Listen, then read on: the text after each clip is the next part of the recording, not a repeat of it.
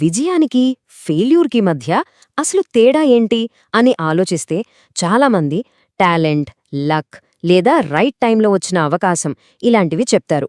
కానీ వీటన్నింటికన్నా చాలా ముఖ్యమైన ఒకే ఒక్క విషయం ఉంది. దాని గురించే ఈరోజు మనం మాట్లాడుకోబోతున్నాం. అదే క్రమశిక్షణ.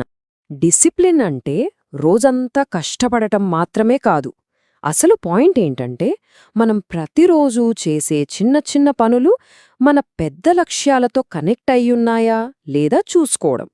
మనం వేసే ప్రతి అడుగు మనల్ని కరెక్ట్ దారిలోనే నడిపిస్తోందని నిర్ధారించుకోవడం.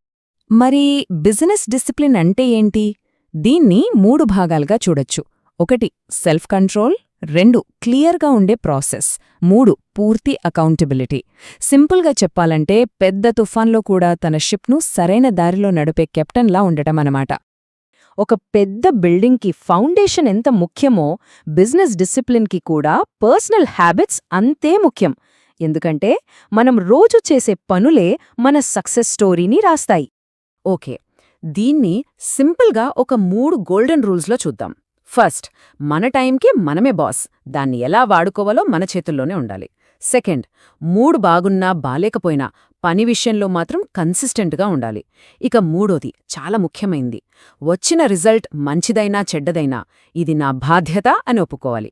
మనందరికీ రేపు చేద్దాంలే అనే మాట బాగా పరిచయమే కదా. నిజానికి డిసిప్లిన్కి అతిపెద్ద శత్రువు ఈ వాయిదా వేసే అలవాటే. ఇది మన కలల్ని సైలెంట్గా దొంగిలించే ఒక చిన్న దెయ్యం లాంటిది.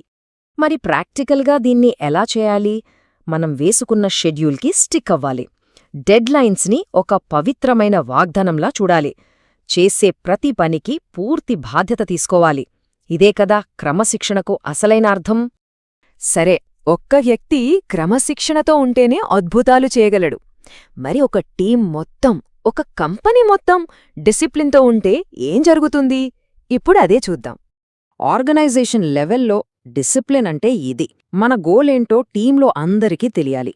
దాన్ని ఎలా రీచ్ అవ్వాలో ఒక క్లియర్ రూట్ మ్యాప్ ఉండాలి. అందరూ అదే దారిలో కన్సిస్టెంట్గా నడవాలి. ఇక్కడ ఎలాంటి కన్ఫ్యూజన్కు తావుండదు, కేవలం క్లారిటీ మాత్రమే. డబ్బు విషయంలో ఈ డిసిప్లిన్ యొక్క తేడా చాలా స్పష్టంగా కనిపిస్తుంది.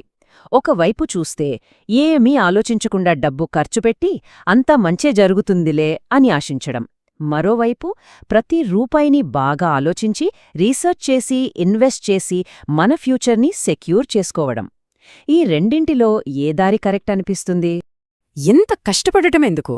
ఈ డిసిప్లిన్ వల్ల మనకసలు ఏమొస్తుంది? ఇప్పుడు దాని అసలైన రిజల్ట్ గురించి మాట్లాడుకుందాం. అన్నింటికన్నా పెద్ద బెనిఫిట్ ఏంటో తెలుసా? నమ్మకం, ట్రస్ట్. మనం చెప్పింది చేసినప్పుడు ప్రజలు మనల్ని నమ్మడం మొదలుపెడతారు. అది పర్సనల్ అయినా ప్రొఫెషనల్ అయినా, ఏ రిలేషన్షిప్కైనా ఇదే ఫౌండేషన్. ఒక్కసారి ఆలోచించండి, ఎప్పుడూ మంచి క్వాలిటీ ఇచ్చే షాప్కే మనం మళ్ళీ మళ్ళీ ఎందుకు వెళ్తాం? ఎందుకంటే మనకు దానిపై నమ్మకముంది. బిజినెస్లో కూడా అంతే. కన్సిస్టెన్సీ అనేది నమ్మకాన్ని పెంచుతుంది. డిసిప్లిన్ అంటే ఒక చిన్న మొక్కను జాగ్రత్తగా పెంచి ఒక పెద్ద చెట్టుగా మార్చడం లాంటిది. ఇది ఓవర్నైట్ జరగదు, కానీ కంటిన్యూస్గా కేర్ తీసుకుంటే అది బలంగా, స్థిరంగా ఎదుగుతుంది. క్రమశిక్షణ మనల్ని మెరిసే ప్రతి దాని వెంట పరిగెత్తకుండా ఆపుతుంది. దాన్ని షైనీ ఆబ్జెక్ట్ సిండ్రోమ్ అంటారు. మనల్ని ఒకే లక్ష్యంపై ఫోకస్ చేసేలా చేస్తుంది.